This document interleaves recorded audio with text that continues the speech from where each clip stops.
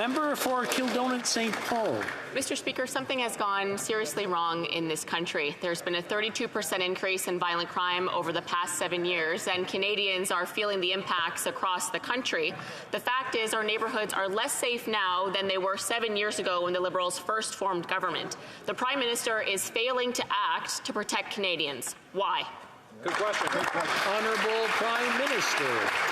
Mr. Speaker, I can tell you what won't make our communities safer.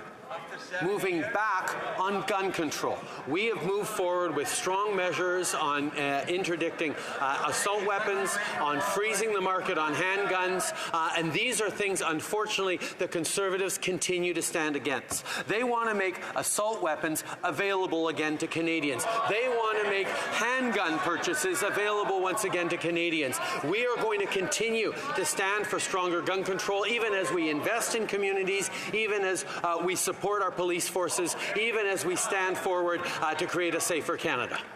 The honourable member for Kildonan St. Paul. Mr. Speaker, there have been over 124,000 additional violent crimes last year than there were in 2015. The Liberal approach is clearly failing Canadians. Right. Crime is on the rise, and it's Canadian families who pay the price. The Prime Minister and the federal government have the real responsibility to act. The buck stops with them. They can't just stand by and be passive observers.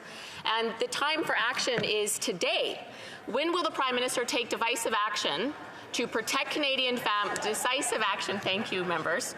Decisive action to protect Canadian families from violent criminals. Yeah. Thank you, Mr. Speaker. Honourable Prime Minister. Mr. Speaker, I am extremely encouraged to hear Conservatives bringing up questions like this, because it means maybe they're going to actually support us in our strengthening of gun control measures. Maybe they're going to finally stand behind us in our banning of assault weapons that are no longer free to buy, sell, or use anywhere across the country. We're moving forward on a freeze on purchase of handguns across the country. If the Conservative Party is deciding to support that, that's good news for communities across the country. We're going to continue to stand with families. We're going to continue to stand against domestic violence. We're going to continue to be there for communities that need support in the face of rising violence.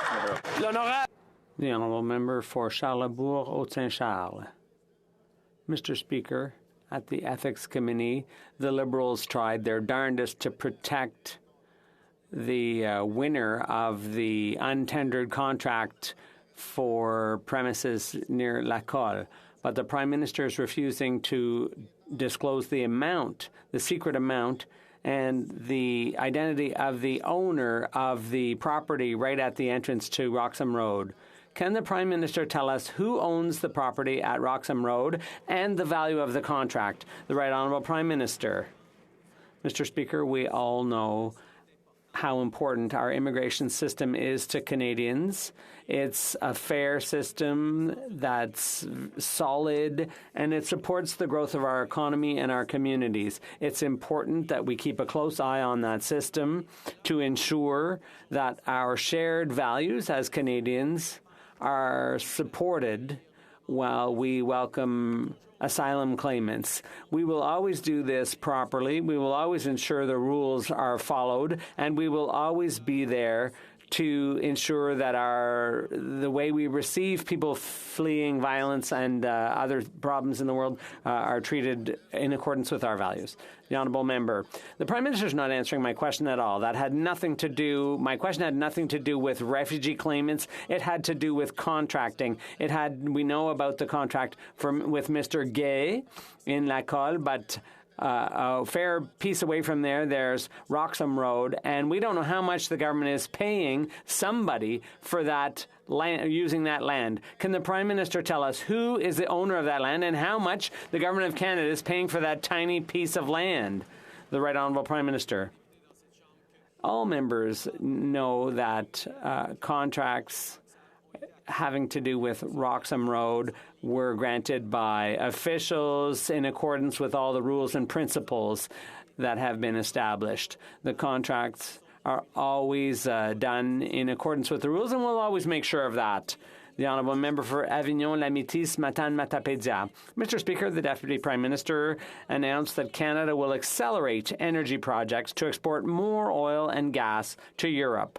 The Liberals are using the war in Ukraine as an excuse to produce and sell even more fossil fuels in the middle of a climate crisis. Talk about champions of the environment. I have a quiz for the Prime Minister, who said last week the war in Ukraine shows that if Canada doesn't produce natural gas, the market will be monopolized by polluting dictatorships like Putin's.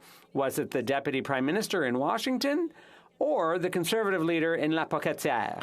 The Right Honourable Prime Minister.